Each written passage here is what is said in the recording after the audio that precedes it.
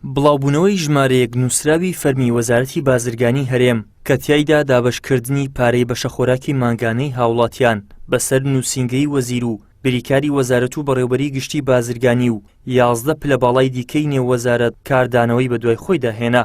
بەڕێوەبەری ڕاگەیاندنی وەزارەتی بازرگانیش باز لەوە دەکات لە ساڵی 2022 بەڕێکەوتنێک لەگەڵ وەزارەتی بازرگانی عێراقی ئەو بڕیارە دراوە و ئەوان هیچ کارێکی نایاساییان ئەنجام نەداوە.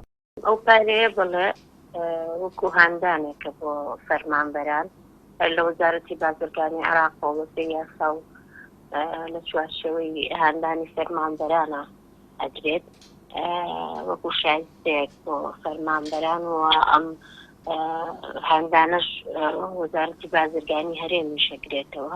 ئێمە پاش ساڵی 2022ەوە پارەی بەشەبایەئی بەڕێکەوتنێک لەگەڵ حکوومەتی ناوەند ڕاستەوخۆ لەلایەن حکوومەتی ناوەندەوە یاخود بڵێن لەلایەن کۆمپانیای گشتی بازرگانی خۆراکەوە تەسەڕوفی پێکرێت.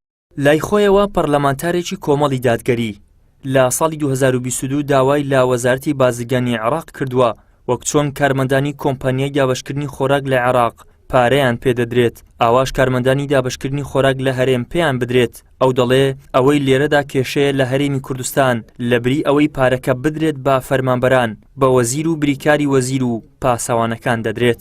ئەوەی ئیشکالە لێرە ئەوەیە کە لە هەرێمی کوردستان بەشێک لەم پارەیە دەدرێ بە وەزیر، بریکاری وەزیر و پاسەوانەکانیان.